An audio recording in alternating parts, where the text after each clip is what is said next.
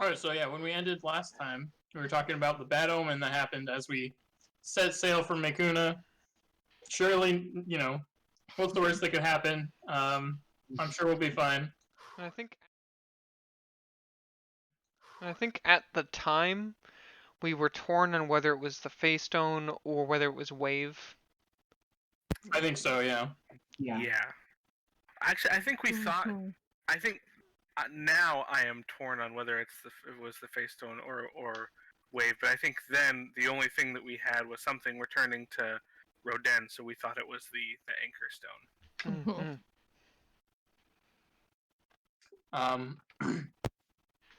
And then I just have a note that Vane, Thane, and Dailu have jobs on the ship since we got training, and Orin is captain. And we're flying the Mekunin merchant flag. Right. True quality. Abstracted morale. That's a thing. This won't be relevant for a while, but it sure will be later. I think at the time we didn't know what we were on the wrong crew quality tracker for a while, but we learned later it's between -10, which is the worst it can be before your crew is guaranteed to mutiny, or up to +10, which is wow, you're doing really great. Sure would be nice to have a crew quality of 10. But anyway, the crew quality affects a few things, like when you're making attacks, you like add or subtract it from your roll. Well, I guess you add it, and it might be negative, whatever. Attacks when you're making attacks with the ship specifically. Yes, specifically like the ballista or the mangonels. Yeah, so I just note some ship things up there.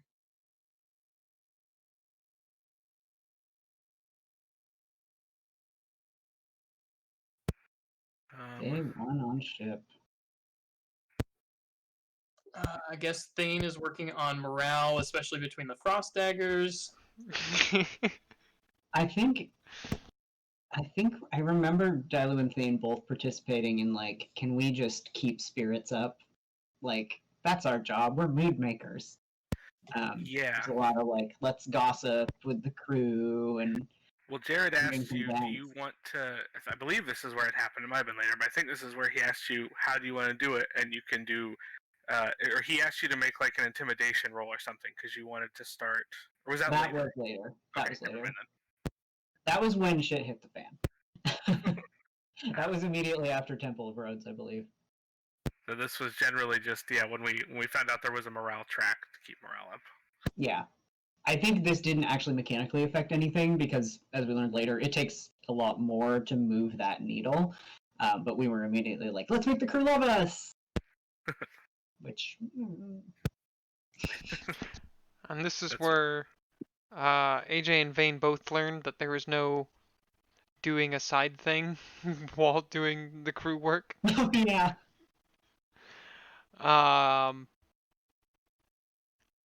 Yep. Yeah, if you're gonna have a position, your 8 hours of, or more than that because the day's more than 16 hours, but your day is all working on the ship and then all sleep if you want to get a full night's of sleep. There's no like, okay, well I'm gonna use my downtime. It's like there is no downtime. Your downtime is scrubbing the other side of the ship. Vane suddenly being like, wait. That's what a job is? Literally, you never stop. You job all day, and then you sleep all night, and then you job the next day? And the first mate is like, but so Vane had been expecting to do some research on the Anchor Stone during the travel. And the first mate, Oftrong, and him get into a bit of a debate. And Vane says that he'll talk to the captain about it then. And that's not great because that's like going around command. It's undermining the first mate, and their command structure. So Vane tells Orin that he's got to do this research for reasons they had talked about. See the real talk from Vane and Orin. And then Vayne told Orin also that Oftrong was not happy. I think Oftrong was there because I remember being a little bit of an in-between. You're like, I need to do this, and Oftrong was like, I can't have people just like blatantly disregarding orders. And so I looked at you and I was like, how long do you need? It's like 7 days good? And you were like, that'll work. And I was like, 7 days in the brig is a public punishment? Will that work? And they're like, that's fine, I guess. I was like, all right, go out. And then we went out in front of everybody and made a big show of Vayne getting Yep. like a week in the brig Yep. and then getting locked up below decks. Yep. Yep. Because, yeah, at this point, like, aside from Vayne, Dailu, and Thane, the role of the crew was, or the role of, sorry, the party the crew was like, we weren't officers, except for Orin, obviously. We were weird, strong, dangerous people who were there and who certainly had a kind of authority, but it was not like running a ship authority. It was more like they're the dangerous boarding party who you should probably listen to mid-firefight, but like can't pull rank on the first mate or you will get in trouble. It was the what are you gonna do about it kind of authority. Yeah. We Like, could kill this. any of you. Is what is stopping you from stopping us. But it was really great because Vayne was more than willing to play up this role, if it let him do his thing, and he was in support of the power structure. Just needed to definitely do this. So he had so his researching supplies were smuggled down to him. I think Orin brought them down. I think it was me because I remember a couple of times, like Scout and Paul role played Dailu and Thane being like, "Oh shit, Vayne like got in trouble. Like he's actually locked up. Like because we didn't tell anybody because it was supposed to be like a." And so I remember at one point, Dailu went down to like keep you company, and Vayne just kind of put your book down, like tucked it away, hid it as they came down, and just kind of sat there, wanting to do research while Dailu very kindly tried. I think Manaya did it as well at one time. Just like I'm just gonna keep Vayne company. I brought my book down to like research and write. Yeah, I remember and Vayne's just like fucking standing there with a forced smile. And I think eventually he gave up when Vinaya was there and started researching while Vinaya was there. He's a safe person to research around. I remember with Dailu, it was like, Dailu comes down and is like, you okay? Like, oh my god, and I can't believe you're down here, and Vayne being like, oh no, it's alright, it's my punishment for my wrongdoings. I will sit here and repent. Yeah, Vayne was like, me alone. It's a terrible thing, you wouldn't want to let it happen to you. You should be good, Dailu. Yeah, be sure not to get thrown in here as well for at least the next 7 days. Yeah. They need you up there. I'll be strong. I can be strong. Another big thing that happened kind of almost immediately as soon as we were on the water is Wave got into Orin's head and was like, hey, we're on the water now. That's like my domain. You need to turn everyone on this ship into a someone who someone who follows the King of Roads. And I was like, well, we can't do that. They're like, why? You're the captain and this is your ship, and also you are now a mouthpiece for the King of Roads. Just convert everybody, and if they don't convert, throw them overboard. And I disagreed with that, so we had a roll-off contest, but I got a nat 20. So the compromise was that I agreed to give one sermon on the ship, and anyone who listened to it, awesome, and anybody who didn't have to be sacrificed. Roadies. Have we never called followers of the King Roads roadies? That's a terrible sin for us to have neglected that. No, but that's great. I don't think I've ever successfully converted anyone or met anyone else that followed the God of Roads. So, but for sure they will be now. You got Dailu a little. That's true. We'll get to whatever that did. Yeah, but then afterward, it looks like Tara talks to Orin. Oh yeah, I gave the sermon, and it was very awkward. And Devin has never given a sermon before, and so neither had Orin. And it talked only about the God of Roads, completely disregarding the fact that the crew doesn't all follow the God of Roads, and they all have their own faith or no faith or whatever. And Tara came to talk to me afterwards and was like, "Hey, that was weird. Should we expect a lot of talks where you alienate most of the crew and tell them that the God of Roads is the only God to follow and that he's the only one that's going to get us through this?" And I was like, "Nope, nope, that's the only one. Don't worry, it's done." But it kept us all from dying. And she gave me a weird look like, "What?" And I was declined to explain further. And then morale dropped by 1 that day because of my weird, bad, long talk. Yeah, crew quality, that's important. Yeah. And then And Vane studies Danger Zone, Vinaya studies the ritual, Tyler and Thane high five all the time. All I the love this time. note. Ooh, I wanted Yes, to. here it I comes. found in my notes a rough timeline of at least at the time how long we thought the journey was going to take. I can't remember if we've established this before, but it was supposedly going to be 1 month to go from where we left Mekuna to reach the fleet. 2 months estimated to do our thing in the fleet and get through fleet territory, and then an additional month from the edge of fleet territory to Rodan. See how that worked out. And we were Time. anticipating, I think at this point, like, we might save some time if we then don't go to the fleet. I think we were still undecided on that point because we had just lost more That's intel right. on what we We were actually were- going to do. We were kind of We like, were wondering if we could just sort of go around. who would do that? So yeah, Dailu and Thane are high-fiving all the time.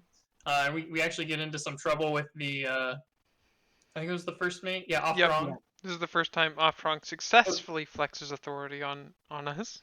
Yeah, so we were even high-fiving when we were swinging on ropes around the ship. I'm sure they didn't appreciate that. Dangerous. And so Offstrong makes us practice it like onto another ship, basically as like a. But I think it was another ship. It was like, try it on where another ship would be, but it was over the open ocean. Right. So yeah, the implication being that we just fall in the water, and that's his way of showing dominance or whatever. The one thing I remember was you two explaining how this would be useful and why you were practicing swinging on ropes. Right. Offstrong just going, "Show me." And you're like, "What? No, show me. Show me how it would be good to get to another ship." But Thane, who, by the way, a reminder, does not like the water, nat 20s and intentionally like messes it up and lands on the ship. So doesn't fall in the water, which is important for reasons. But Dalu also rolls very highly on an acrobatics check to jump in the sea because why not? Why not? Yeah. But anyway, in either case, we're banned from rope swinging. and it really establishes your relationship with Offrong. Yeah. Yep. Or it has to deal with cook stuff between Scrapper and Star Anise. Yeah, Scrapper is wonderful but bad, and Star Anise is good but boring. And so, putting them Star Anise when we first started wasn't super happy about having to work with Scrapper, anyways, and being like one of 2 cooks. And then when learning that Scrapper is a trash monster that cooks with garbage, had something to say about that.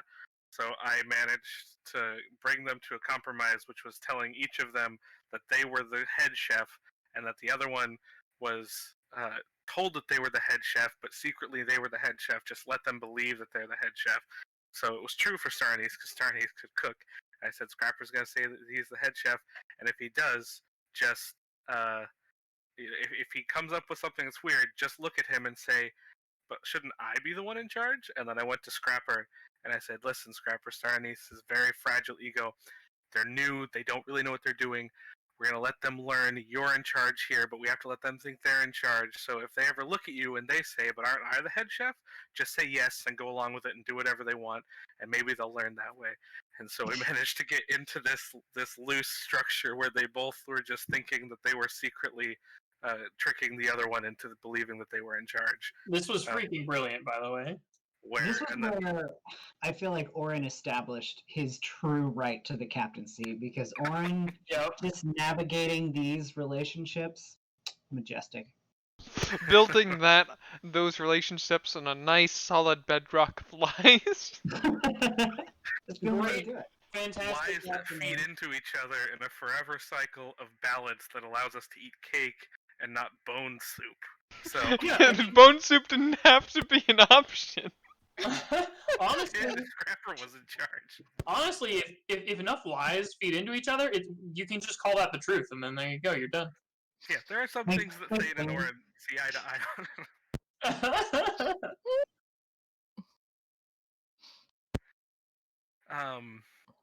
But yeah, and then a fleet ship showed up. I love the notes in this so much. This fleet ship shows up. We slow down and prepare to meet them. We let Vane out of his cell for this. Yes. Oh my gosh. Vane, get out here and lie for us. So their ship was called the Horned Soldier, and their captain was Hassan. They parlay with Oren. We give Vane a fake name, and we say that he's a passenger that we're taking to Rodin.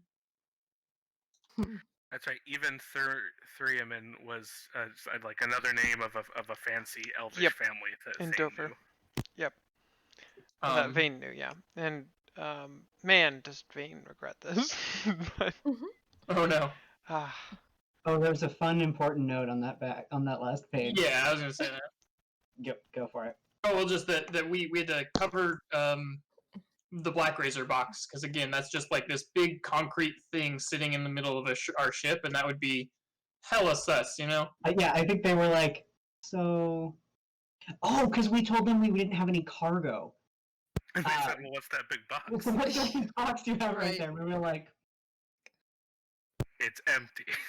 What box? Nothing. No, there's no box. Don't listen to the whispers emanating from the box. Oh no. There's no box. God. So yeah, they thought that was smuggled goods, and they wanted to take Vane, and we're like, yeah, no. So we started fighting them, and win, obviously. Yeah.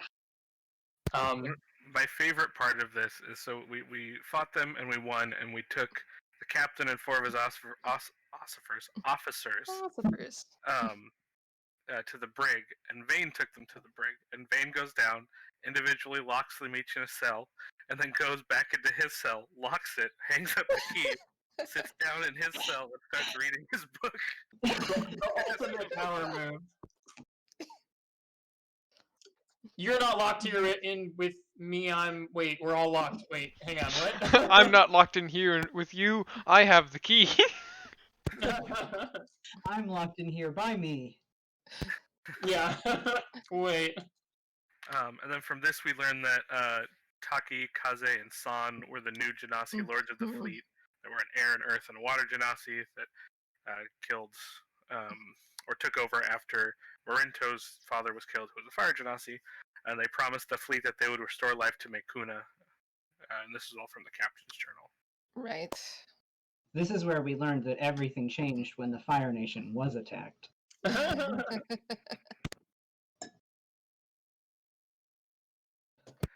We planned to keep that ship for a little bit, and we were like, all right, that will be... we'll make it look like their ship is leading our ship, so like a fleet ship is escorting us as the merchant ship. And that'll kind of be our cover. And we told enough of the other crew, we were like, all right, do this or we'll kill you and your people. I don't remember, but we had them kind of just in like you're going to sail in front of us because we say so, and we have the upper hand right now. So this is gonna sound really weird. No spoilers for me, but I actually legitimately forget us ever having a second ship. So Me too. I'm excited to learn what happens to our characters. Very, very quickly, we lose that ship in a number of ways. That may have been a session that you weren't there for. I'm not. Oh, okay. Well, this next one is a session that I started not being here for, and I would like to hear your retelling of what you all did while I was asleep. Oh, right. This one That's says right. all here. What are you talking about? Because Wave took He over can, your like, mind. Not to start. So with the way the next morning you all wake up and Orin is in a trance with Wave. Oh in yeah, his room. so both Orin and I think Thane were gone for the session before this. Oh, is that what it was? Mm, Cause No, I ended so for the D&D brunch. This is the one where my plane got in and I missed about an hour. oh yeah, And you're so right, we you're right. started with me being in a trance, and then I wake Yep. up when I actually arrived. But in that short amount of time, the stories I heard of what you all had managed to do are yeah. interesting. Yeah, so Oren was like, basically, I think he was like standing in a corner of the captain's cabin, just like Huddled, holding just- Wave. Huddle, yeah, like huddle up. So we were very concerned for him. It was really funny because, Jared was like, it's clear that this is a thing that's happening, but also an abstraction because Devin is not here for like an hour. But in character, we're really worried about Oren. Can we spend a lot of time thinking about Oren and making sure that Oren's okay? And it's like, I mean, yes. But you know that Oren's gonna wake up in an hour when Devin walks through the door. and We commit to the bit. yeah, it was great. Orin's like sweating and pale, Yeah. wide-eyed, Yeah. looking around the room in terror. If I remember I don't correctly. I don't know if it's in here, but I had a character note that this was sort of establishing for Dailu's relationship with Oren. I think it was a couple days in character that he was in a trance, and Dailu slept on the floor of the captain's cabin like a guard dog, Aw. making sure no one came and messed with him. But yeah, we dismantled the weapons on the other ship so that they can't like attack us or anything. And at this point, we had entered fleet waters, and we're about 1 week from shore of Rodin. No, from shore. We had 1 week from shore from Mekuna, from where we left. Okay, So maybe it's that's 3 right. months to Rodin. That makes sense. Yeah, never mind. I don't know why I noted this, but our plan, if we were to meet the fleet, because we're entering fleet waters, it was that It's our cover we were story. escorting the merchant ship. That's right. I got that backwards. We had our fleet flag up, and we made them fly a merchant flag.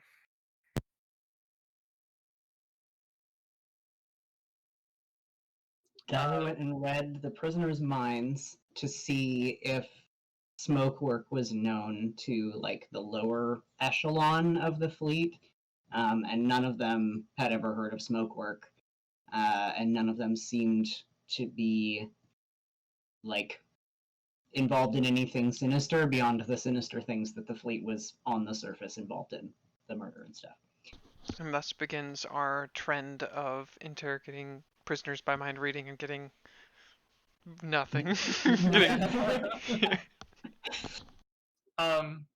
So Winter Storm, who I forget who she was. She's our enchanter. The Enchanter, enchanter, okay. Off-Drung's sister. She pulls Thane aside, and asks for kind of like what the overall plan is here. And Thane lets out that stuff about Alphen, and she mentions that the crew is actually thinking that the plan was to take over the fleet, because they don't know about the whole Marinto thing. Yeah, and then Scrapper pulled Dailu aside and tried this really elaborate, extended attempt to bribe her for information about Marinto or about what our plan was. He was trying to bribe her by like saying that he would take all of our fresh eggs and cook her something nice, something like that. I just remember that the end of that conversation was Dailu and Scrapper going back and forth until she was finally like, "I fucking hate eggs," and walking out of the room. And then warned everybody that the crew was starting to ask some questions about what the heck we were doing. Yeah. So we have Vinaya ask Oftrong about the plan, and Oftrong says that Oren's plan is to avoid the fleet and sail to Rodin. Looks like Thane and Dailu. Oh, Thane raises morale, and Dailu is listening to the crew and figuring out how they feel about things. Yeah. And I think we got pretty much. Yep. And then we just got clarity over and over again that the crew was really on board with this like secret Morento plan. That had fallen apart before we set sail. Yeah, they were convinced that she was either on board or she was following us in another ship just out of sight. Mendo, who we recruited in Koyakuba, talked to Dailu and gave her the scoop on that. Oh yeah, and we started having a conversation, like us in the captain's cabin, about what to say to Offrong, what to tell everyone, because Offrong was in charge now. This was the thing that was interesting about the beginning of the session was like Oren is unconscious, so Offrong is the captain now, and so it was an NPC running the ship, and we were like, and trying to figure out what to do vis-a-vis the crew. And I remember there being a lot of disagreement about like, do we just lie to them? Do we lie by omission? Do we just not say what we're doing? Do we have to make some? Yeah. Yeah. Do we have to make some decision about what we're doing without the captain here? Yeah. And I remember probably Vane being uncomfortable with the concept of like not telling people the truth about what we were doing, and Dailu and Thane being comfortable with not telling people the truth in general. And then Dailu at one point used the Medallion of Thoughts to like listen outside the door and realize that the crew were like very much listening at the door, eager to know things. There's a note on the other page that I think is worth saying something about though real fast. Offstrong says Oren's plan was to avoid fleet and sail to Roden. I'm pretty sure that was just Offstrong telling a lie and trying to convince you all to just avoid the fleet and sail to Roden. That may have been. I honestly don't remember. I think for us, there was debate about. I mean, among us about what we were going to do, right? So, and I had, let's see, and I think we had told the crew. We must have told the crew that Morento is not on board. That Morento's not with us. Otherwise, they wouldn't be like making up a story that we're secretly transporting her. I don't think we had explicitly told them Morento is not here. She's not coming with us. I think we just hadn't really addressed it after she left with the crew, because I think that's why there was such intense. Well, Scout will be back. Hello. Hey, welcome back. We missed you. I was saying like it was kind of a big omission. In terms of what we had told the crew up to that point. And then, yeah, so somebody looped in Offstrong, and Offstrong was just like, oh yeah, I'll clear this up. Like, I'll tell the crew, you know, Morento is not on board. We are not going to fight the fleet and take over the fleet. We are going to Roden. We are going to avoid the fleet. And I remember Vane supported this. And Dailu undermined it. Dailu and Thane both strongly did not approve of this course of action, and Dailu, who had not in fact learned a lesson about not undermining the first mate, allowed this to happen in front of the crew, but pointedly winked at Mendo and the other gossips she knew among the crew, as if to say, yeah, Morento's not on board. We are not going to fight the fleet. This won't bite us in the butt very soon. Nope. Oh, and I remember too, like, Offstrong, Dailu rolled well to avoid being caught by Offstrong, but Mendo didn't.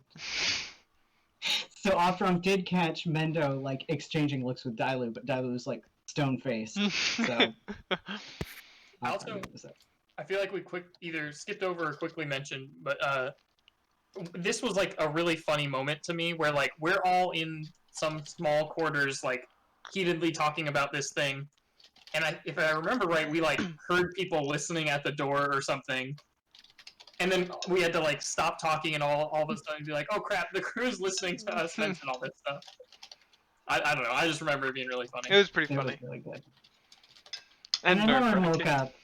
Yeah, right after this whole thing of Jared trying to tell the crew one thing and Scout and Dilute, Scout and Dilu. and Thane undermining all of it. I woke up and got to Jared's house and quickly got this same rundown of ridiculousness, including I remember specifically Dilute mentioning like also like on the way out or I'll be right something. back. You're like also Scrapper wants to use all the eggs. Okay, bye. What the fuck? I was gone for an hour. So I woke up and I told them that I had been in that time. I had been having visions, kind of just repeating visions of us fighting the fleet, and the fleet just destroying us very easily, and us sinking and being overwhelmed. And then a vision of an island to the south with calm waters, and the idea being like, that's the way that we should head. That's the way to go. Okay, I'm back. And that it was a vision. That it was a vision through Wave, and so in some way it was connected to the God of Roads. We also established for the first, but not the last time, that Mekuna is on the east and Roden is on the west. Even to this day, even right, like, before I saw this note, everything in my head has Mekuna on the east and Roden... Wait, sorry, Mekuna on the got west. that right. No, I you can't gotta even keep say it that. right. Keep that. That's correct. No, it has Mekuna on the west and Roden on the east, and I just... I can't do it. Yeah, exactly. I'm holding Like, my hands out, trying to So say for- like Roden, Mekuna. That's left and right. No, okay. Perspective, Scout, unless the camera's flipping it, you have that right. the camera flipped. No, Oh, okay. The camera's mirroring it. I was Yeah. like, that's correct. But yeah, so for people that are listening to this later, it goes to the north is Koyakuba. No, that's a city. To the north is what's that continent called? Umalara? To the I north thought is that- Umalara. Oh, sure it's to the north? yeah, I thought it was Okay. much I further. thought it was a line, not a I triangle. thought it was on the other side. I like- thought the planet was flat. Wait, so, I mean, like, No, no, I'm not even gonna try it. The point is, because I have no idea now. Jared, somebody make a note to ask Jared to just draw 3 circles with the continents' names on yeah, them. we need a map. Like I don't need a We map. need a map. I need just three words drawn on a page in the rough orientation of these continents. But I mean, Um, we at least know east is Mekuna, west is Roden. Those two have a clear relationship that no one could ever Each get other. confused. What? No, Mekuna is east of Roden. Yes. Yes, I said east is Mekuna. That's what. West what is Andrew just Rodan. said. I feel like you said it the opposite. You know what? I No. don't even care anymore. What's going on? It's this phrasing. So- It's this phrasing that's confusing. East of Roden sounds weird. give Mekuna up. is to the east. I think that every continent in this world is actually its own plane, and they actually just connect via a dot, but there is no spatial relationship to it. The ocean is just the astral plane that we move through. Exactly. Yeah, it's the transition distance or whatever between the. Yeah. I'm gonna stop talking now. This is actually one geographical point that I am going to try so hard to make correctly here.